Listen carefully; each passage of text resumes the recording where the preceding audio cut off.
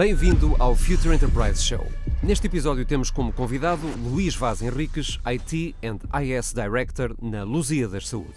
Esta conversa será conduzida por Fernando Bação, professor catedrático na Nova Information Management School da Universidade Nova de Lisboa, e Gabriel Coimbra, Group Vice President and Country Manager da IDC. O Future Enterprise Show é oferecido pela IDC Portugal e Nova IMS em parceria com a Nexlance. Bem-vindos a mais um episódio do Future Enterprise Show, uma iniciativa da IDC em parceria com a Nova IMS, com apoio da Nexlance, um programa que pretende discutir os principais temas relacionados com o futuro das organizações numa economia cada vez mais digital. E Future Enterprise é a visão, é a framework da IDC para o futuro das organizações, uma organização que se quer, por um lado, ágil, mas também capaz de inovar em escala numa economia cada vez mais digital. E cada episódio temos uma conversa, uma entrevista com uma personalidade que acreditamos que esteja ou a criar ou a transformar uma Future Enterprise. E hoje, como sempre, temos mais um convidado muito especial, mas para apresentá-lo, tenho aqui comigo o meu amigo e co-moderador, Fernando. Força. Obrigado, Gabriel. As férias foram boas, estás com um bonzinho. Bem-vindos. De facto, hoje temos um convidado muito especial, aliás, um convidado especial até porque a área, digamos, a área de trabalho, a indústria de trabalho, não tem sido muito coberta aqui pelo nosso podcast. O convidado de hoje é o Luís Vaz Henriques, que é CIO da Lusíadas Saúde. Luís, bem-vindo. Muito obrigado por aceitares o convite para estar aqui nesta pequena conversa connosco. E começando já com as perguntas, nós temos 3 perguntas que são basicamente iguais para todos os nossos convidados. É a primeira e as 2 últimas. E a primeira é para fazer uma retrospectiva muito rápida da tua carreira, mas em particular, que já é longa, mas em particular falar das características pessoais que tu achas que foram mais marcantes, digamos assim, no desenho e no desenvolvimento da tua carreira.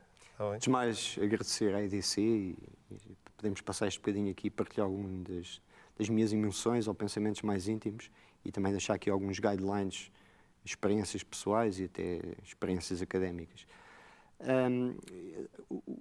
E talvez estávamos a falar um bocadinho que às vezes é importante falarmos um bocadinho de nós para percebermos de onde é que vimos e como é que as coisas aconteceram. Há 2 ou 3 coisas que marcaram Luís Vaz Henriques. Uma foi ter sido seminarista, portanto eu sou beirão, nasci, faço parte daquele núcleo de pessoas que nasceu na Beira Baixa e passei dos meus 10 aos 15 anos, fiz parte do Seminário Menor da Guarda, Seminário de Fundão, e qualquer seminarista tem uma formação interessante e é uma fase da nossa vida em que somos marcados e que sem dúvida determina o nosso futuro. Os contactos, na altura quem leu o Virgílio Ferreira, Manhã Submersa, sabe bem o que é que significou. Ainda apanhei um bocado aquela educação severa, estamos a falar de 80 a 85, não é? Em que as aulas eram dadas pelos padres, mas sem dúvida que o seminário me marcou. Há outra parte também importante que me marcou, eu devia ter começado por essa, que é a parte familiar. Tive valores muito fortes dados pelos meus avós, pelos meus pais, e tive muita sorte no meio familiar onde eu nasci, os meus irmãos, aos quais eu agradeço também todo o apoio que sempre me deram. E depois há 2 ou 3 facetas interessantes. Uma foi as artes marciais. Pratiquei karatê bastantes anos, cheguei a ser vice-campeão de comitê. Acho que as artes marciais nos dão alguma tranquilidade, alguma calma. Podemos respirar, pensar antes de falar e afim. E também a música, a parte da música é interessante, porque nós associados ao nosso dia-a-dia, às vezes precisamos de fugir, precisamos de escapes. E isto são digamos, do ponto de vista pessoal, os pontos que marcaram. E só para descrever rapidamente Luís Vaz Henriques, sento-me um pensador. O professor Agostinho da Silva, que é um dos livros que eu depois vou falar no fim, já estou a antecipar, foi dos filósofos que me marcou mais, porque o professor Agostinho da Silva dizia algo interessante, que era: o homem não foi feito para trabalhar, foi feito para pensar, não é? E nós às vezes sonhamos, pensamos e depois executamos. Eu gosto de pensar, e o facto de gostar de pensar sempre me levou a estudar. Eu ganhei 2 prémios de melhor aluno. O meu 12º ano, na altura, tive o mérito de ter a melhor média do Distrito de Castelo Branco e ganhei um prémio do Ministério da Educação. E depois, mais tarde, também na faculdade, voltei a ganhar outro. Isto não quer dizer que eu seja mais inteligente do que os outros, não é? Nós às vezes achamos, aquele indivíduo teve um 19 ou teve um 20, é um aluno brilhante. Às vezes há momentos da nossa vida que estamos mais dedicados. Conheci pessoas muito mais brilhantes do que eu e não é, só queria deixar isso com alguma humildade, não é pelo facto de termos melhores notas ou termos... Muita questão do foco, não é? Também. É o foco, o mindset naquele momento.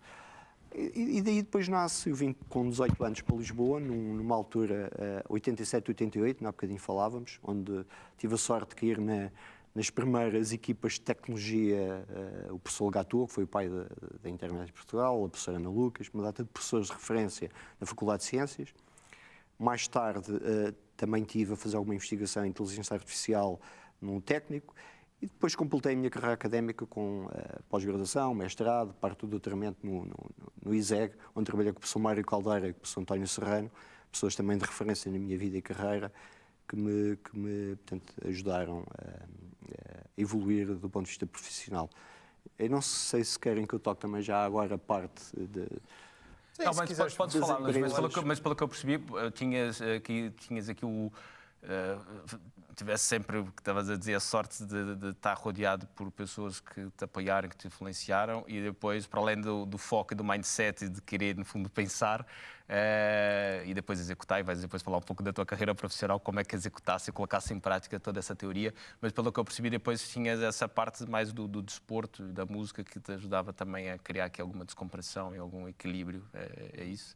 É ter boas pessoas à volta e conseguirmos ter algum equilíbrio com a parte não só mais do pensamento, mas também uma parte também física e descontraída como a música. Foi isso? Certo. Há aqui uma parte interessante que eu dou por mim em certas partes da minha vida a descobrir e investigar assuntos que não têm nada a ver com a tecnologia. Nós vamos falar de tecnologia a seguir. Mas o ponto fulcral, e acho que tenho 52 anos, isto eu costumo dizer que o 50 é o break-even da nossa vida, portanto já passei o break-even, e a partir dos 50 anos do break-even nós começamos também a ser um bocado o ovo cantigas, não é? Já temos histórias para contar, temos experiências, e há duas coisas que eu acho fundamentais no nosso dia-a-dia, é as emoções, não é? Portanto, quando alguém tem depressão, o segredo é pensar no que pensamos, portanto, gerir as nossas emoções e a relação com os outros. Nós aprendemos com os outros. Eu acho que isto é como a nossa carreira na faculdade. O achismo no início não faz sentido, mas quanto mais estudamos, quanto mais lemos, vemos que nós realmente somos insignificantes. Há todo um mundo de conhecimento à nossa volta e às vezes temos de ter sempre a humildade em sentir que as pessoas que estão ao nosso lado são 2 vezes mais inteligentes do que nós e têm 3 vezes mais conhecimento. E esse é o segredo que eu acho que todos nós conhecemos, a regra que temos 2 ouvidos e uma boca, devemos ouvir o dobro do que falamos. Muitas vezes nós fazemos o contrário, não é? Que falamos 4 vezes mais do que falamos. Mas esses são alguns dos segredos que me parecem importantes, que é respeito pelos outros cada vez mais. Eu acho que se voltar à faculdade, fazer alguma coisa é nas áreas de psicologia, acho que é o mais importante. Um líder não é aquele que brilha sozinho. Um líder é aquele que tem uma grande equipa e não tem que ter os melhores, não tem que ter os Ronaldos todos de cada um dos setores, mas é aquele que consegue criar as tais emoções. Há bocadinho falávamos que o setor das tecnologias tem este desafio da questão salarial, mas sem dúvida que nós não precisamos ter, e acho que para cativar bons elementos, às vezes o importante é conseguirmos oferecer emoções, um bom ambiente de trabalho, um bom ambiente... temos que ser competitivos, todos nós gostamos de ser competitivos e depois há outras formas de o sermos, mas sim, é verdade, eu acho que este escape, acho que todos nós precisamos de um equilíbrio, e só para terminar, há esse equilíbrio enquanto estamos na nossa vida ativa, e depois eu costumo também... é isso que eu estou a seguir, não quer dizer que seja regra para todos, mas nós não planeamos o pós-nossa vida de trabalho. Uma parte, a longevidade está a aumentar, nós chegamos aos 64, 65 anos, quando encostamos as botas, e agora o que é que eu vou fazer? Portanto, e acho que é importante também pensarmos, e quanto mais cedo melhor, e o nosso fim de semana deve ser um escape. Nós, nos nossos dias a dias, é noites, é fins de semana, é sábados, mas devemos planear outra atividade fora da nossa atividade de core. E hoje em dia eu sinto-me um agricultor amador ao fim de semana, portanto, são estes escapes que nos ajudam depois a equilibrar tudo o resto.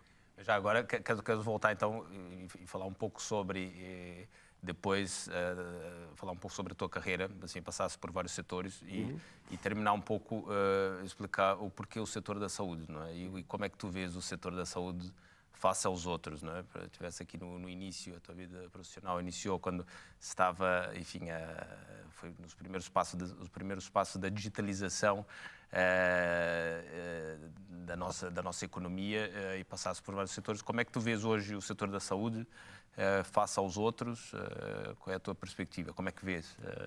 Então, eu depois de ter o último ano do meu curso, a Faculdade de Ciências tinha protocolos, estamos a falar do ano de 92, com as grandes empresas em Portugal. E pareceu-me interessante a Caixa Geral de Depósitos. Eu comecei, tive praticamente 10 anos, 9 anos da minha vida na Caixa Geral de Depósitos, onde eu aprendi tudo o que havia e fiz tudo o que havia para fazer do ponto de vista de redes, de base de dados, e foi ali um momento onde as tecnologias estavam exatamente a crescer. As primeiras redes, o edifício da João de 21, que é um dos maiores edifícios que temos em Lisboa, da Caixa Geral de Depósitos, foi preciso criar toda a redes, as aplicações, as primeiras internets, o primeiro portal de internet do home banking. Portanto, e tive novamente, usando a palavra sorte, porque acho que nós temos que ter experiência, mas também temos que estar no sítio certo, na altura certa.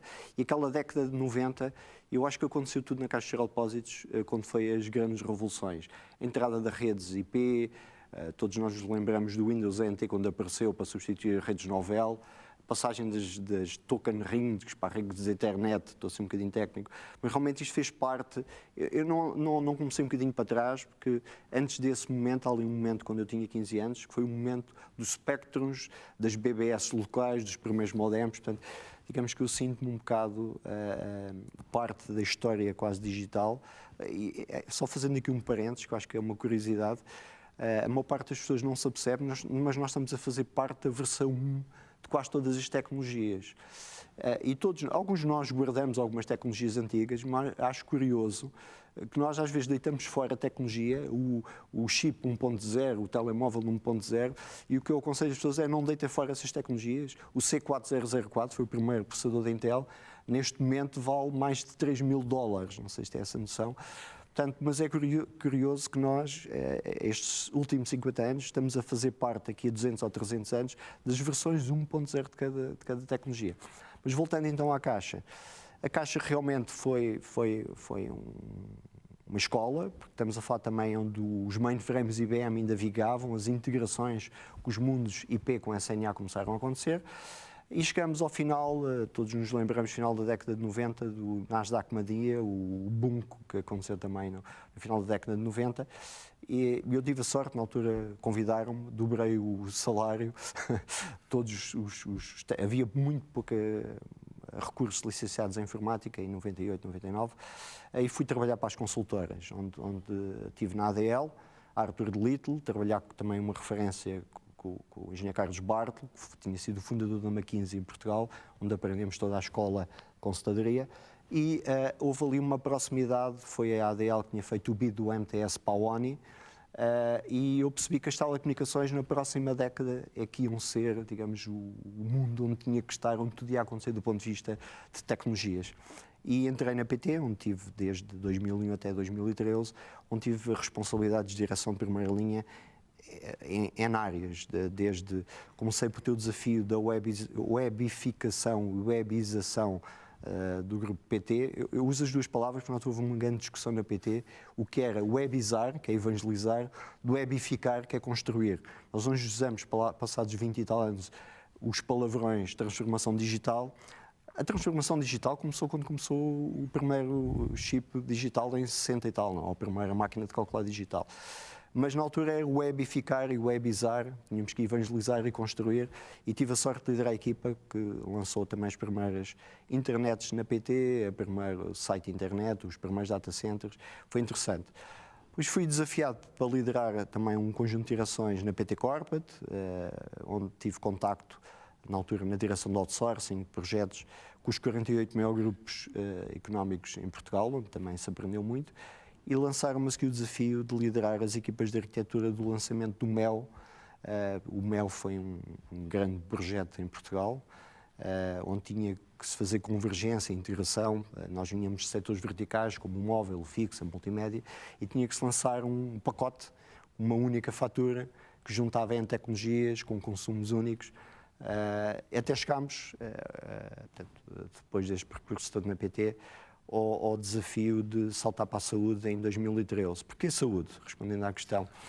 Saúde é, do ponto de vista da tecnologia, o setor mais interessante e mais desafiante para estar. Não me perguntei porque é que nos últimos 30, 40 anos, quem está no lado das tecnologias, não desenvolvemos e não criamos mais tecnologias para o setor. E o que é certo é que nós temos tecnologia em todo lado. Nós não passamos sem o telemóvel, não passamos sem o nosso cartão, o cartão de crédito em qualquer parte do mundo, mas sobre a nossa saúde, chegamos ao nosso carro, carregamos no botão. O carro diz-nos tudo, a pressão dos pneus, tens que mudar o óleo daqui a 40 km.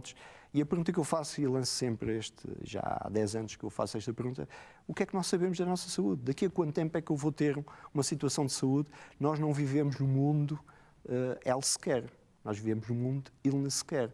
Nós vamos aos hospitais porque estamos doentes. Nós não vamos ao hospital porque quer saber qual é o meu plano indicado de comida, de alimentação, quantas vezes por dia é que devo ou não devo, qual é o equilíbrio.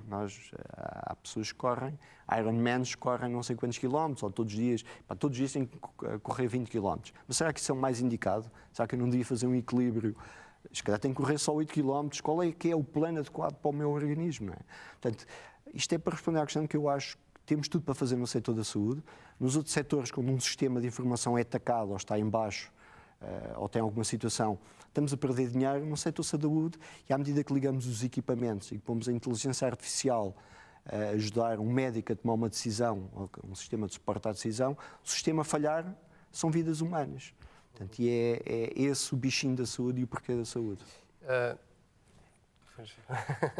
Bom, já nos deste aqui uma panorâmica do setor da saúde e das necessidades ou dos desafios que tem em termos de tecnologia e do digital.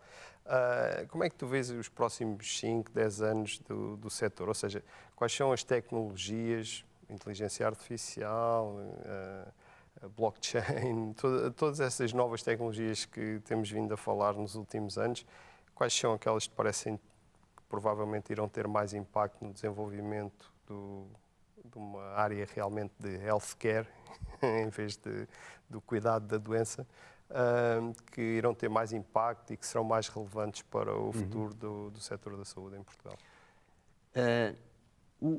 Eu gostava de separar aqui, e aqui é provavelmente alguma frustração minha, apesar de eu viver muito a tecnologia, de viver muito a saúde, porque o que nós vivemos, e ao contrário de há 20 anos atrás, a tecnologia hoje, na minha opinião, está descontrolada e não temos recursos que conheçam. Enquanto que há 20 anos atrás, eu lembro-me, quando apanhava aquelas constipações no data center da Caixa Geral de Depósitos, nós fazíamos tudo. Eu fazia a base de dados, fazíamos as páginas web. Hoje em dia não, vivemos num mundo de especialização e a tecnologia não falha. Hoje em dia a tecnologia é sólida e a tecnologia já está muito mais à frente do que provavelmente deveria estar, não é? Os próprios providers de tecnologia, a Microsoft, a Google, já controlam a velocidade a que estão a libertar a tecnologia, e provavelmente a tecnologia começa a ser mal utilizada por quem a desenha. Portanto, o que é que isto quer dizer? Nós precisamos de adequar, precisamos de bons arquitetos, porque a tecnologia é só uma pequena peça do puzzle daquilo que também nós conhecemos com as outras duas peças, que são as pessoas e que são os processos.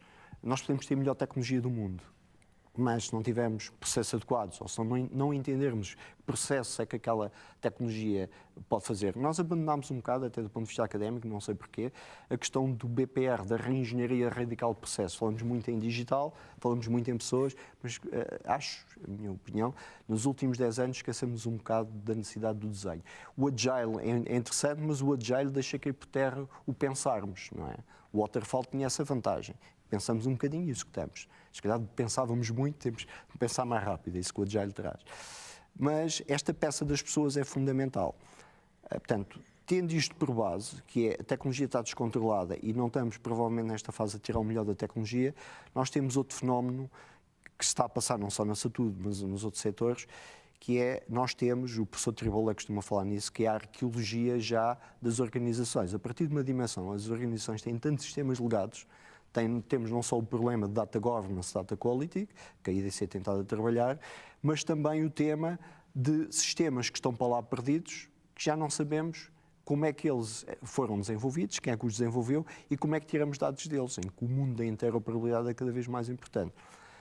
Indo então ao futuro, à visão, para onde é que caminhamos, eu costumo usar também todos nós, e somos, perdoem-me os mais novos, na década de 90 havia aqueles desenhos animados que era Uma Vez a Vida, não sei se lembram, em que nós víamos os bonequinhos dentro do corpo humano numa dimensão que eles próprios iam aos sítios, tratavam das doenças. A minha mulher é médica e eu diria que a medicina, muitas vezes temos este debate com ela em casa, a medicina hoje em dia ainda está nos primórdios, apesar de ter evoluído muito, porque ainda cortamos as pessoas, abrimos as pessoas. Portanto, eu acredito muito, e talvez aí o futuro seja a nanotecnologia, a biotecnologia, em que a miniaturização da tecnologia vai evitar que continuemos a abrir as pessoas com facas e introduzir tubos dentro das pessoas. Não é? Portanto, nós sabemos, quer nos tecidos inteligentes, quer na nanotecnologia, a robotização mínima, e como é óbvio, as coisas vão ter que comunicar entre elas com alguma inteligência. E depois temos essas tecnologias que foram referidas. As bases de dados são importantes, nós continuamos a ter que ter sistemas. Está a acontecer neste momento o chamado MedTech, que é a fusão dos equipamentos médicos com os sistemas clássicos, como aconteceram nos outros setores. Normalmente, os equipamentos médicos, um ecógrafo, um TAC, uma análise sanguínea, ainda hoje é visto como algo diferido, não é? O médico faz uma análise sanguínea, passado algumas horas vêm os resultados são arquivados num PDF e não há uma correlação efetiva sobre aqueles parâmetros e a evolução daqueles parâmetros ao longo da vida de uma pessoa que podem ajudar a antecipar uma situação de vida agreste. Portanto, digamos que a questão da inteligência artificial, a correlação dos dados, vai ser muito importante. Sistemas de suporte à decisão clínica, suporte à decisão clínica. Relembro que nós temos já hospitais no mundo em que as bombas professoras nos cuidados intensivos, a decisão última, final, ainda é do médico, mas porque um médico tem a sua experiência, mas não tem todo um conhecimento estatístico, que é um tema que lhe é bastante caro, que é o conhecimento estatístico do que é que aconteceu naquela situação, para aquela pessoa, para aquele peso, naquela situação, e qual é a quantidade daquele químico que deve ser administrado. Por último, o blockchain. Eu acredito muito, tenho trabalhado bastante no blockchain nos últimos 2, 3 anos. O blockchain traz-nos a questão da segurança. Eu acho que hoje em dia no mercado há um bocado de confusão, culpa também de quem está na tecnologia, entre as bitcoins, a especulação da moeda e a tecnologia core do blockchain, não é? Uma cadeia encriptada de dados que permite dar algum avanço à proteção de dados. E temos outras vantagens, como o smart contracts para a cadeia de valor, para a desmaterialização de cadeia de valor. E o blockchain, quando começámos a olhar para a tecnologia de blockchain, realmente é um salto tecnológico para algumas das necessidades e problemas que temos. Luís, falasse aqui em duas vertentes, não é? Uma, por um lado, a evolução tecnológica da medicina, não é? A parte toda de conseguirmos desenvolver tecidos inteligentes e conseguimos fazer cirurgia sem termos que abrir as pessoas com faca, como referiu. E, portanto, essa é uma área que está em grande evolução, mas depois aquela outra área que referias que está descontrolada, parece-me que é mais a parte empresarial, não é? A parte do MedTech e da parte da forma como os hospitais, nesse caso, utilizam a tecnologia. O que achas que falta para haver um controle melhor ao nível dos processos e das pessoas e, de fato, fazer com que as organizações consigam tirar mais valor da tecnologia, independentemente dessa evolução da medicina, que acho que daria uma outra conversa, mas estava aqui a pensar mais a nível empresarial e porque, se calhar, muitas das pessoas que nos estão a ouvir são pessoas que depois têm que gerir no dia a dia as suas organizações e têm que pensar como é que vou gerir o meu IT, como é que eu vou integrar o IT e o digital na minha organização, como é que eu vou gerir as pessoas, que departamento ou como é que isso vai ser gerido, se vou criar equipas em Agile, se isso vai ser liderado pelo IT, pelo negócio. Portanto, isso tudo é muito complexo e por isso queria a tua visão e a tua opinião de como é que uma organização deve-se organizar, desculpa lá o pleonasmo, para conseguir de facto controlar a tecnologia que estavas a dizer que de facto muitas vezes está descontrolada, porque falta parte dos processos das pessoas, ou seja, tens alguma receita, tens algumas ideias de como é que se deve juntar o IT com o negócio, como é que se pode criar essa... Uma das escolas, e daí a complementaridade do ISEG, uma das vantagens e uma das minhas formações com o professor Mário Galteira tem a ver com uma escola que se chama Benefits Management. Hoje em dia, um processo de planeamento estratégico é o mais importante. A gestão estratégica de sistemas de informação decorre do planeamento estratégico. Isto é o que a gente aprende na faculdade, do planeamento estratégico do negócio. Começamos a ver algumas organizações, alguns líderes de negócio não gostam deste princípio, é que a estratégia de negócio começa a ser afetada pela estratégia de sistemas de informação. E há ainda o ponto mais radical, que é quem não tem estratégia digital, o negócio vai morrer em breve. Portanto, estes são os pontos, portanto, e temos ainda entidades ou empresas em Portugal em que o IT ainda é visto como a malta dos cabos, não é? Não olham para o IT como uma vantagem competitiva e como é que se cria vantagem competitiva. Mas dito isso, eu diria que e muitas vezes diz isso na faculdade, que o segredo do sucesso, um líder de sistemas de informação tem que saber, o segredo do sucesso de Benefits Management, ou gestão de benefícios, é nós colocarmos as fichas certas no que temos que fazer. Um exemplo simples é, devo fazer a mudança toda dos meus desktops ou devo lançar um portal novo? Portanto, é este equilíbrio, qual é o benefício, quanto é que eu vou retirar daquele benefício. O IT é sempre visto como um custo. Nós não podemos olhar para o IT, qual é o break-even de um projeto de IT. Isso não existe. O break-even de um projeto de IT é só para ir buscar ao CFO algum dinheiro, depois nunca mais ninguém volta, passado um ano a tecnologia mudou, está tudo mudado. Eu nunca vi nenhum trabalho, gostava de analisar, depois de ter sido feita uma aprovação de um business plan para um break-even, de 6 em 6 meses revisitarmos a ver se aquilo está a ser cumprido ou não, nós sabemos que não. Mas sem dúvida que esse é o segredo, é equilibrar. Por outro lado, nós temos aqui uma grande dificuldade, nomeadamente no setor da saúde e provavelmente nos outros setores isso acontece, quando na cadeia de valor o pagador não faz parte daquele grupo. Ou seja, nós sabemos que hoje em dia, não é minha área, nem quero opinar muito sobre essas matérias, mas os seguros, e não há um regulador de seguros em Portugal, os seguros cada vez são mais low cost. Desafios a procurar, provavelmente existe, mas não está generalizado, um seguro que cubra tudo. Ou melhor do que isso, se eu vos perguntar qual é que é a cobertura que o vosso seguro tem, vocês provavelmente, nós não sabemos. Portanto, digamos que porque este tema, porque o seguro é o pagador que vai fazer com que o serviço prestado pelo prestador seja assegurado. E porquê é que isto é importante? Porque dentro dessa prestação está também a tecnologia. Quando falamos, eu lembro que estávamos ainda na PT e estávamos a ver se conseguíamos lançar tecnologias para monitorizarmos, usando o Home Gateway de um operador de telecomunicações. Estamos a falar em 2006, 2007, já se pensava nisso. A pergunta é porque é que, passado tantos anos, não monitorizamos ou não temos mais doentes em casa? Porque a pergunta é quem é que paga isso? Nós não podemos, a tecnologia é muito cara, isso é a outra parte que eu gostava também, que é a minha avaliação. Nós olhamos para os grandes players, há dois fenómenos, é assim que o mercado funciona, mas que são assustadores, que é os grandes players, as Microsoft, as grandes multinacionais de tecnologia, as Google, as Amazons, cada vez que uma startup tem uma grande ideia, eu diria que 80% ou 90% são adquiridas. Muita dessa tecnologia, se nós fizermos a análise, morreu, não existe. Esse é um tema. O segundo é, o monopólio global é assustador. Não é? Portanto, a pergunta é, nós vimos o exemplo, o Teams subiu 25% desde que o Covid parou. Portanto, ou seja, o acesso à tecnologia, e o nosso país tem essa dificuldade, não somos um país com muitos recursos, pagar a tecnologia, nós falámos ainda hoje, nós assistimos que houve aquela fuga de dados do Ministério da Segurança.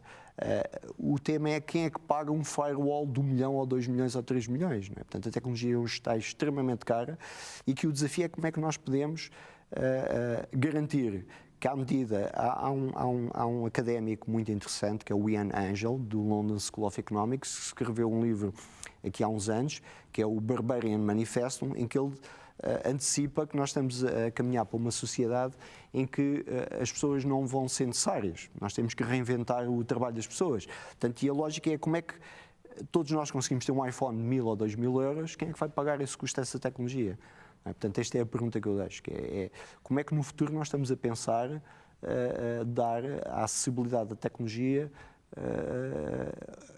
a qualquer pessoa, não é? À medida que os empregos tendem a diminuir. Mas Luís, há pouco estavas a falar sobre aquilo que foi a evolução do setor da saúde e a evolução dos outros setores, e pelo que eu percebi, ainda há muito para fazer no setor da saúde. E achas que isso deve-se...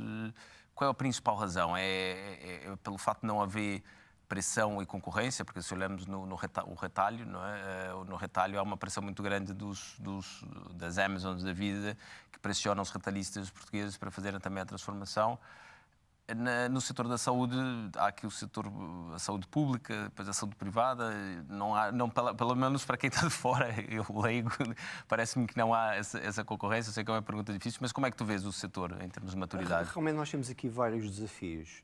Desafios porque, reparem, a tecnologia é cara, está cada vez mais cara, não é? E nós sabemos que temos que repensar o modelo em que a monitorização, eu há bocadinho falava que nós vivemos num mundo illness care e não de health care, mas quando falamos em tecnologia a monitorizar o corpo, sistemas em tempo real, temos que descobrir, ou temos que reinventar um modelo de como é que vamos pagar esse custo que existe. Não é? Nós sabemos que temos a montante as empresas seguradoras, também têm que ter a sua margem e que acabam por, na cadeia de valor, de fazer o pagamento depois ao prestador, mas temos que identificar como é que estas tecnologias são pagas e por quem. A população está a envelhecer, muita dessa população não tem a capacidade financeira de adquirir equipamentos de comunicações, portanto temos que perceber como é que isso é feito. Por outro lado, nós sabemos as dificuldades que temos hoje em dia no modelo económico, não só na retenção que vai para o lado da tecnologia de médicos, de enfermeiros, portanto há aqui um grande desafio que nós temos no nosso modelo de saúde, temos que repensar e haver alguma coragem para fazer algumas transformações radicais. Provavelmente não podemos ter todos acesso a cuidados de saúde gratuitos, temos que repensar esse modelo e ver como é que é sustentável um modelo para uma parte.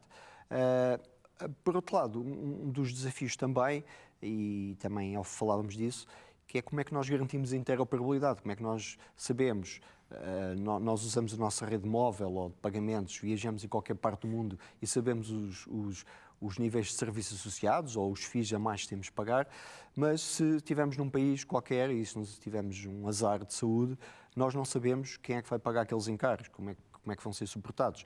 Não só os encargos, mas também o acesso à acessibilidade da informação de saúde. Nós ainda vivemos num mundo em que não há interoperabilidade.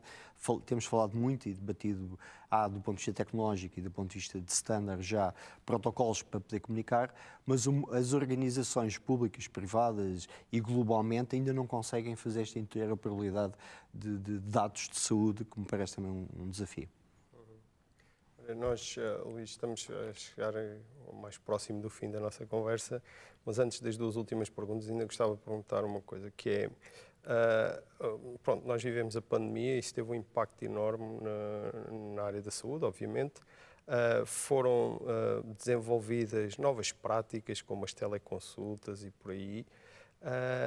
Como é que vocês, no caso da Luzia da Saúde, estão a integrar essas, não diria inovações, mas a utilização desse tipo de instrumentos continua, permanece agora que o tema da pandemia já não é um tema tão central, ou voltaram completamente ao modelo anterior? Também no caso do teletrabalho, voltaram completamente ao modelo anterior ou há coisas que destes ano e meio, 2 anos, que ficaram? Eu acho que cada semana ou cada mês que passa estamos a mudar a perspectiva. Há uma altura que todos nós dizíamos isto já não volta ao normal.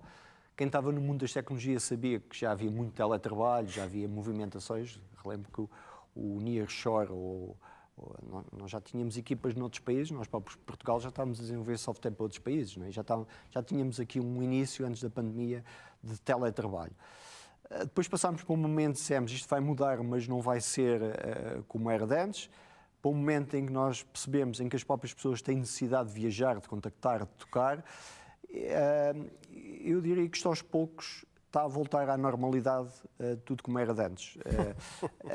Apesar de, era um tema que vinha atrás, a falta de recursos tecnológicos, mas a maior parte dos setores, se nós pensarmos bem, não conseguimos desmaterializar o contacto. Nós, apesar de nós sabermos que as compras online provavelmente aumentaram, mas eu sinto, isto é a opinião de Luís Vaz Henriques, que nós, como pessoas, como humanos, temos necessidade de contacto, de olhar para as pessoas, de sentir a realidade virtual aumentada, é tudo muito giro e vem trazer grandes novidades. Eu estou a brincar, como é óbvio, mas no final do dia nós precisamos de tocar, de sentir, de olhar o brilho nos olhos, de sentir as emoções. Mas já há tecnologia, temos, como é óbvio, temos mais médicos a dar teleconsultas, temos, sem dúvida, clientes que têm mais necessidade do online, de consultar as receitas online, de fazer marcações online, e sentimos também, apesar de tivemos um boom na Nasdaq, e neste momento está a estabilizar, mas houve um acréscimo e a procura de serviços digitais, que já, se calhar tivemos aqui um acelerador, mas neste momento temos outra vez uma estabilidade pelas pessoas que aderiram ao digital.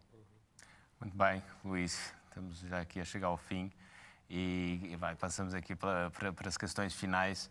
Eu sei que tens filhos e queria saber aquilo que eu sei que tens uma mais velha, não é? E uma mais nova. Como pai, que conselho é que dás ou que vais dar a tua filha quando ela entrar na universidade, quando entrar no mercado de trabalho?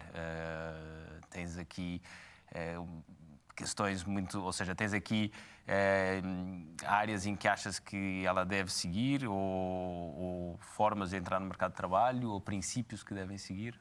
Conselhos é que... Há uma parte muito importante que eu tenho uma pequenina de 2 anos e meio, um projeto que eu tive aos 50 anos, é um desafio, e tenho um filho com 15 anos. E o mais importante é os valores. A sociedade hoje em dia, essa sociedade de consumo põe um peso muito grande em cima dos miúdos. Não só o curso que tens de ter, o dinheiro que tens de ganhar. Isso limita-os um bocado na criatividade. Portanto, primeiro, os valores. Segundo, fazerem coisas fora do normal, que é, eu próprio dei por mim, e cada vez é mais difícil passar isto para os miúdos. Ensinar um miúdo a soldar, ensinar um miúdo a mexer na terra, portanto, coisas do dia-a-dia importantes. Fazer vela, por exemplo, desde cedo. Há coisas que são importantes que devem aproveitar. Mas eu acho que o mais interessante, eu falava das emoções, junto às emoções a felicidade. Eu tenho uma fórmula matemática para a felicidade, que é ao longo da nossa vida maximizarmos as emoções boas e fugirmos das más. E também não ensinam isto na escola e às vezes tenho que lhe explicar isto, que é, pensa no que estás a pensar. Na escola aprendemos tudo, menos ninguém nos ensina a pensar. O facto de nós fugirmos das frustrações ou de uma depressão, por exemplo, são técnicas próprias, que é pensarmos o que estamos a pensar. Se há uma coisa, um pensamento mau, nós muitas vezes pensamos no passado, em desgraças do futuro, que é o copo meio vazio. Calma lá, eu não estou, isto é uma emoção má, está a contribuir negativamente para a minha forma de velocidade, vou pensar positivo. Portanto, isto de pensar positivo acho que é o fundamental para transmitir para as novas gerações. Não, sem dúvida. Acho que a psicologia positiva, eu acho que a questão...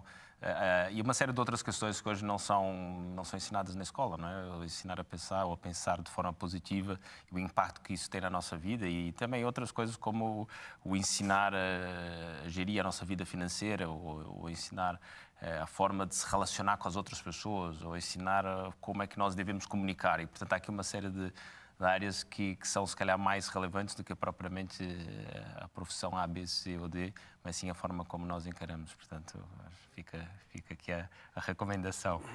A última pergunta, Luís, também é sempre a mesma e tem que ver com leituras, podem ser leituras ou filmes, ou aquilo que te aprover, que tu sugeres para que nos possamos enriquecer. Se está livros, podem ser técnicos, profissionais, pessoais? Então, duas ou três sugestões. Eu ciclicamente, eu dou por mim a revisitar coisas que já tinha lido no passado, ou clássicos, mas dando sugestões e um bocado até diferente do normal.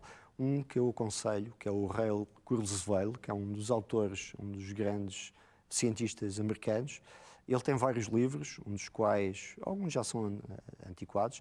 Ele tem um que é o Vivo o Suficiente para Viveres para Sempre, ou seja, nós vivemos, e tocando outra vez na tecnologia, aqui à beira do ponto de viragem em que peças do nosso corpo estão a ser substituídas e, segundo ele, se nós conseguirmos prolongar a nossa vida mais 10, 15, 20 anos, portanto, como é óbvio, viver para sempre é um sonho, não é? Mas se conseguimos prolongar, e ele segue um princípio que é viver em ambientes descontaminados, tomar não sei quantas drogas por dia para manter o seu nível corpo equilibrado, mas acho que ele tem um conjunto de livros, ele tem uma data de patentes registadas, nomeadamente reconhecimento do OCR, por exemplo, é do Ray Kurzweil, mas isso é uma leitura interessante.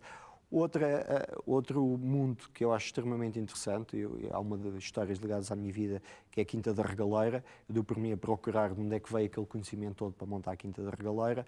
E um dos livros, portanto, também para resumir, toda a biblioteca de quem montou a Quinta da Regaleira foi comprada por uma universidade americana e aqueles autores fizeram um resumo de um livro do conhecimento que estava implícito dentro daquele projeto.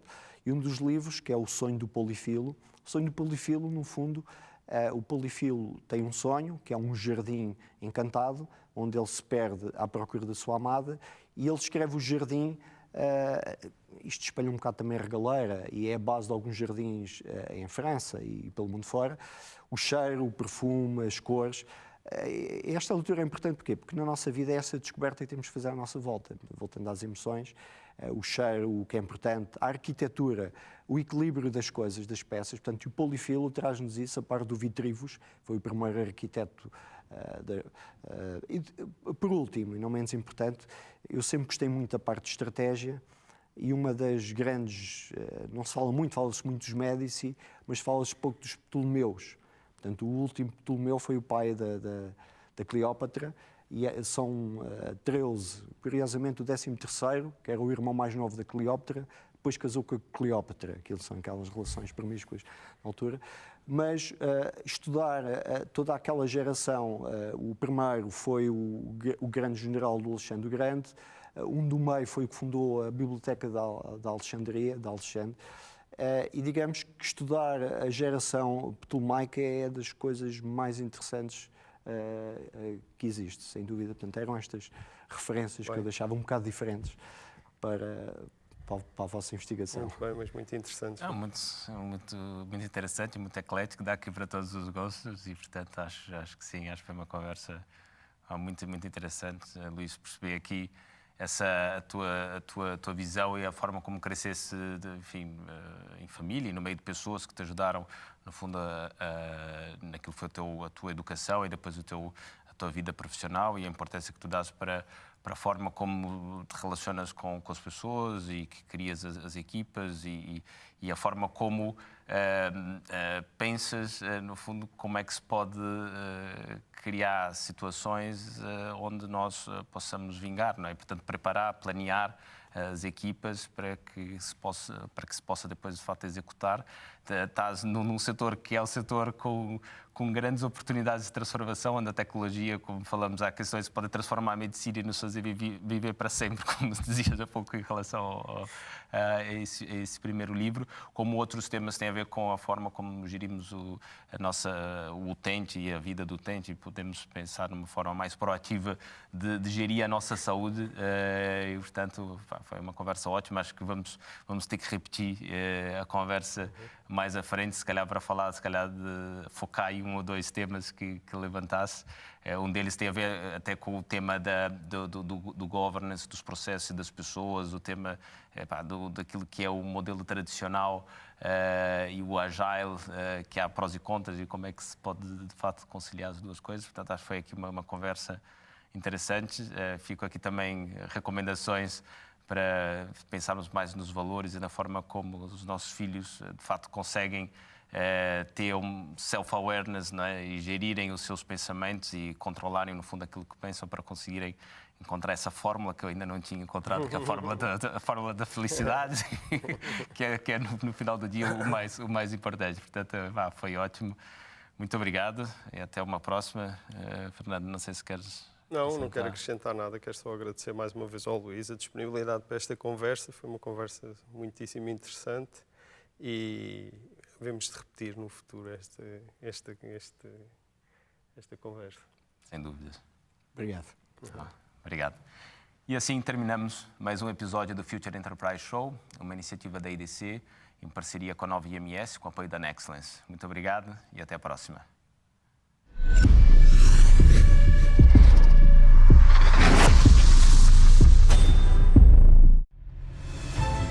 Nexcellence by Glint, uma parceria para criar o futuro digital, com respostas baseadas em experiência, com dimensão e ambição, com uma visão global e talento nas competências mais inovadoras.